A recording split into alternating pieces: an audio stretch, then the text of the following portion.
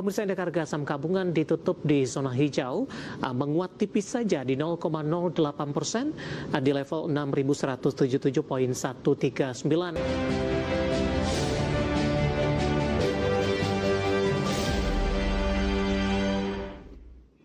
Terima kasih untuk Anda yang masih bergabung bersama dengan kami, dan di segmen ini kita akan review jalannya perdagangan di sepanjang hari ini pemirsa.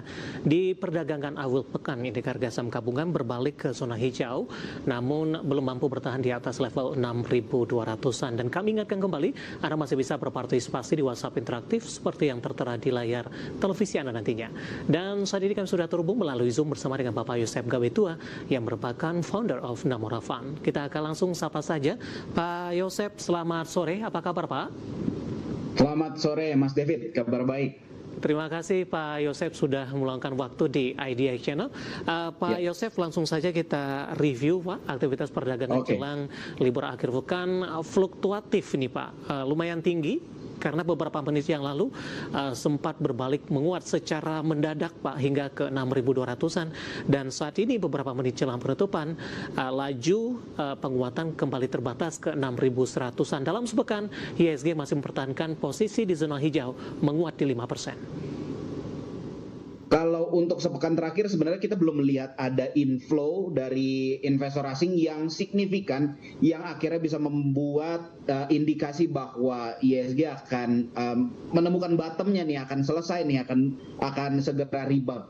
Jadi sebenarnya yang kita lihat dalam sepekan terakhir atau beberapa hari terakhir, ini investor masih cenderung wait and see nih. Kan sebenarnya hari ini MSCI udah mengumumkan juga bahwa memang status emerging market ini belum ada statement clear, dan memang itu nggak akan clear sampai tanggal 23, meskipun itu nanti akan jadi momen klasifikasinya benar atau enggak, real atau enggak, itu di tanggal 23 nanti.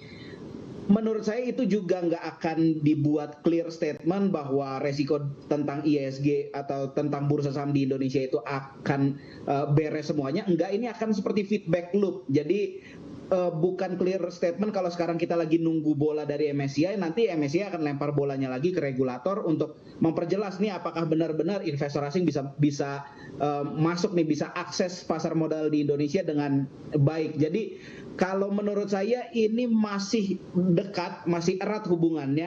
Kenapa investor asing belum berani masuk jor-joran ke saham-saham yang ada di IHSG? Karena masih wait and see dengan keputusan dari MSCI sendiri. Apakah passive fund bisa masuk atau enggak? Intinya itu kan yang mau coba diposisikan sama MSCI. Pak Yosef, apakah ini juga tergambar Pak dari pergerakan indeks harga saham gabungan secara teknikal? Range pergerakannya di 61, 62, dan beberapa hari lalu sempat ke 63, hampir mendekati ke 6.400-an. Tapi lagi-lagi untuk hari ini intraday-nya sempat kembali melemah ke 6.100-an.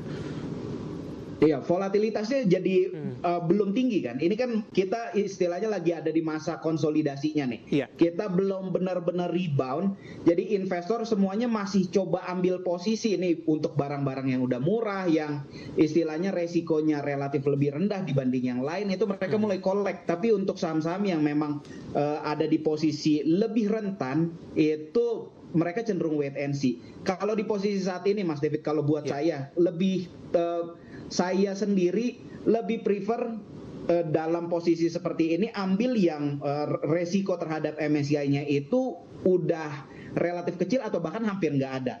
It means saham-saham yang tadinya ada dan dikeluarkan itu seharusnya punya daya tarik yang lebih menarik kan, terutama untuk mereka yang memang terlihat effortnya bahwa mereka memperjuangkan kok untuk bisa masuk lagi. Mereka tunduk terhadap regulasi kok. Untuk bagian-bagian yang misalnya free float-nya dan segala macam itu kurang, mereka declare atau mereka kasih statement bahwa ini mereka udah penuhi kok. Nah, untuk saham-saham seperti itu menurut saya lebih berpotensi untuk sekarang. Pak Yosef, hari ini indeks harga saham gabungan yang lebih cenderung tertekan ke 6.100-an. Ini beberapa saham hari ini kembali menjadi pemberat, Pak. Boleh kita ke infrastruktur, Pak, untuk Telkom.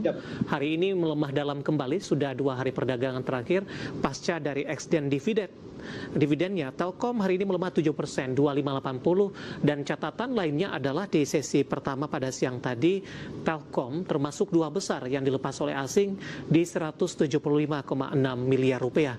Analisis dan rekomendasi Anda, sikap dari asing, kemudian arah Telkom, dan juga rekomendasinya.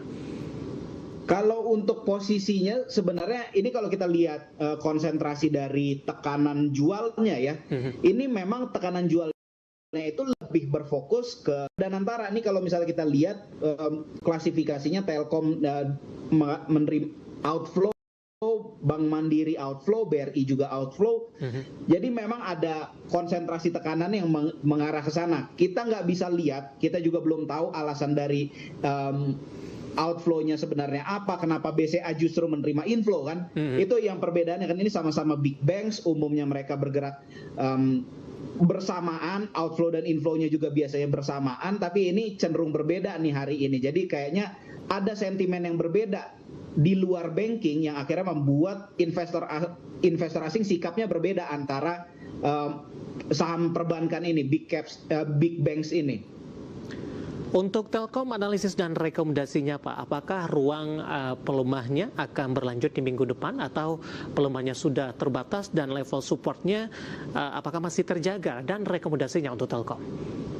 Kalau untuk Telkom sendiri sebenarnya Telkom itu sempat menguat signifikan kan sebenarnya dari awal bulan Juni ya.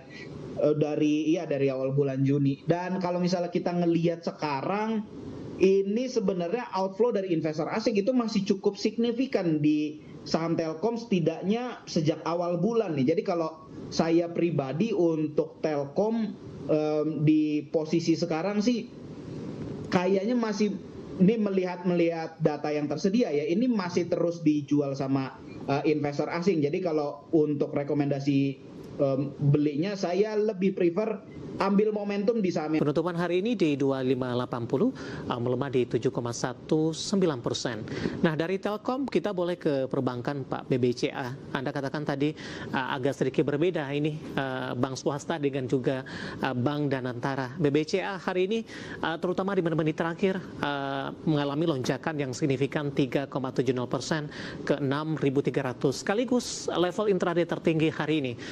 Di tengah asing yang masuk ke BBCA yang cukup agresif, Pak Yosef, bagaimana Anda melihatnya?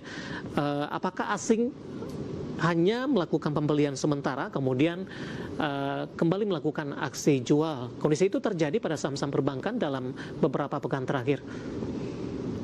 Iya, kalau untuk posisi sekarang Mas David, sebenarnya kita ada di momen yang volatilitasnya lagi sangat tinggi. Jadi ketika ada sentimen sedikit yang istilahnya ada statement